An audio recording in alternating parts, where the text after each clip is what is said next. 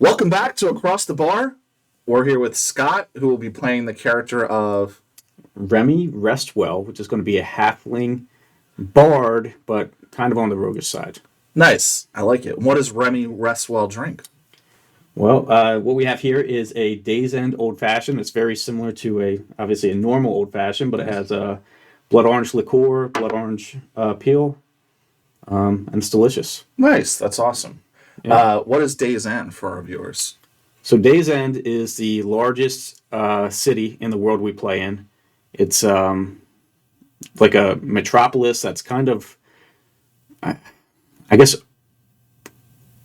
has everything you would need as far as Yep. magic weapons, you know, places to stay. It's just a very bustling city. Nice, yeah, that's awesome. Well, so this is what they drink in Days End Old Fashioned. Yeah, absolutely. All right, let's cheers. I'm drinking beer. Boom. Cheers. So your character's from Days End, like you said, bustling metropolis. Yep. It actually is the city limits border on like this volcanic land, so like the ash covers up the sun, so it's the last big city before with daylight if you're headed that direction. Yep. Famous thieves guild, some history. There's a mage school, the Midvale Mage Academy, which sits up on the hill. So very like iconic, cool place. And I think real world would be similar to like New York City or Yeah, and anything you want is in Days End, basically. yeah, that's awesome. So tell me more about your character and specifically the backstory. Like, how does he fit into all that? So Remy was, for whatever reason, he was orphaned in Days End, and grew up in a guild called Shem Shadows. He was like in a syndicate of Shem Shadows, which is the rogues guild for the campaign world we live in. Similar to John Wick, there are all kinds of organizations that kind of support this guild, and Remy operated in a tavern called the Flaming Lantern, where he was one of the faces of the tavern there. Nice. And you're a halfling? Did we say that Halfling. right? Yep, halfling. Cool. And the shadows. This was once again like a little bit of a history lesson established in the first campaign that we played. Like you said, very prominent rogues guild. So your character is involved with that guild and uses this. What do you say? The Flaming Lantern. Flaming lantern uses this flaming lantern as like a way to conduct business. Yeah, it's so it's a couple things. The tavern itself is like a front for the guild where they use it as a safe house. Nice. Where different members of the guild that happen to be in Days End can come here for a safe stay.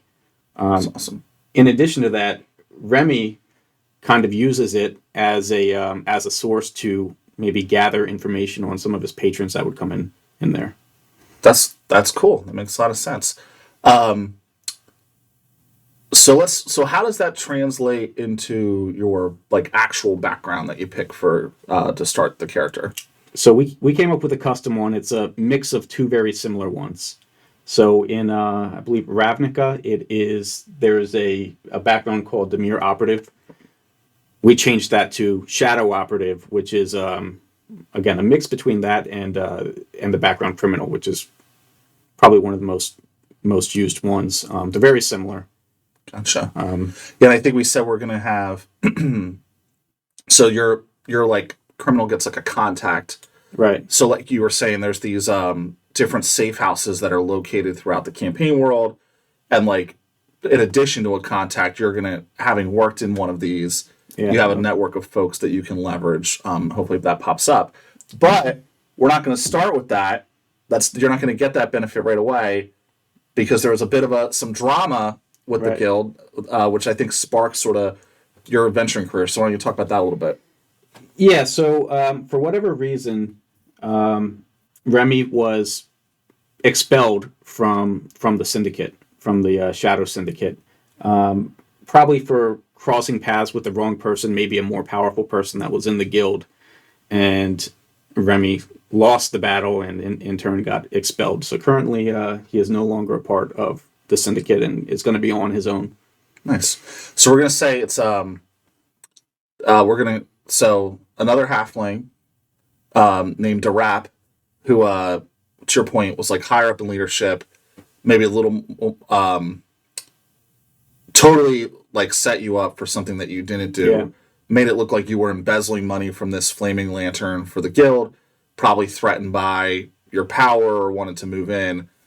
So more or less set you up, got you kicked out, not your fault. Yeah. But kind of here we are. Yeah, it's awesome. And then, now he's on his own on the streets of Days End and needs to find something to make a living. So Gotcha. How's that played? So that experience, both growing up as an orphan, living in Days End, being in hospitality, and then this whole thing where you kind of got kicked out and framed. Like, how does that all play into the personality traits that you're going to bring to the character early in the campaign? So because he was in the hospitality business, he's actually going to have the mark of hospitality for nice. which is a halfling trait. His personality trait is going to be, on the surface, overly charismatic to people, overly hospitable, to get them to trust and like him, and Nice. then use that to his advantage. That's cool. What about any like character flaws that you might have? So flaws he would have, probably because he grew up orphaned in this organization where he's seeing, the worst of people. It's going to cause him to be a little paranoid about everything going on around him. Gotcha. So very hospitable, but always looking over his shoulder for, especially like, Yeah. that was reinforced with what happened. That makes a lot of sense. What about when you think about bonds, like different people or organizations that you might feel close to? Like anything stand out there? So he was loyal to the guild. So for him, his bond is he wants to prove himself as he was loyal to the guild. He was framed, and it's going to be a path of redemption. So his bond is going to be redeeming himself to the guild. Gotcha. Cool. That's awesome. Yeah. And probably a little hate. Like you typically, that's like the positive bond, but probably also hate that guy for screwing you over. Yeah.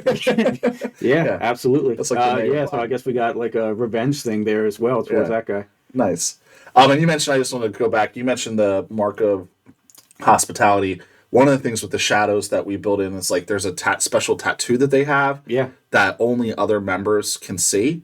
Like an average commoner couldn't see the tattoo, and it gives various magical properties. So that's how we're going to take that normally Eberron setting thing and adapt it here in a way that makes a lot of sense. Yes, it's awesome. Yeah. Cool.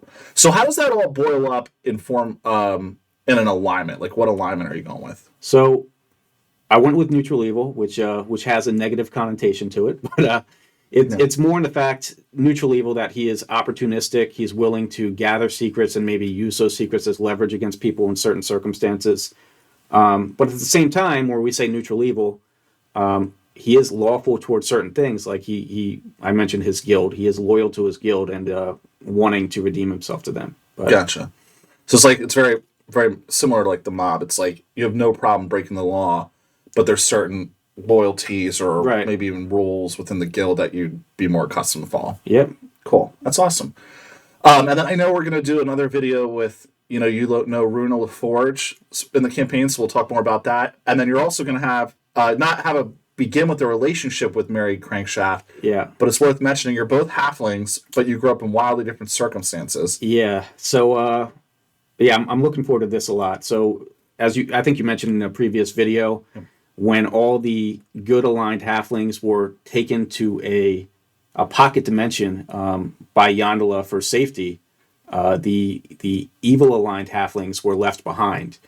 So Remy would be one of those evil aligned halflings, and where Mary is very naive about the world, Remy is going to have a much more realistic and once you get to know him, probably pessimistic view on the world. So that'll be an interesting dynamic between the two of them. Yeah, that'll be cool. That'll be cool. And I think he's neutral good. So neutral good, neutral evil. Yeah. That'll be nice.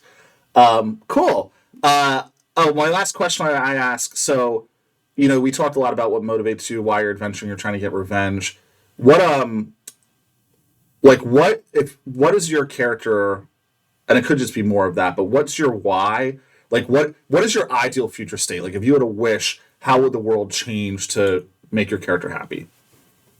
Well, I mean, one, he'd obviously like to get back in the guild, but not only does he want to get into the guild, I mean, he wants to rise to the top ranks of this guild. I mean, he's about, ultimately, he's neutral evil. He's going to be about power and benefiting himself. So, Nice. Yeah. That's cool. All right, cool. That gives me some stuff to work with. Excellent. Anything else we want to share? No, I don't think so. I think that's all of it. I'm really looking forward to it. We already mentioned he's going to start with the observant feat, so he's going to Nice. be able to read people's lips, which will be awesome. Nice. Good stuff. Sounds like a really cool character. I'm looking Yeah. forward to it too. Well, thanks for coming across the bar. Cheers. All right. Cheers. And looking forward to the campaign. Yeah, man.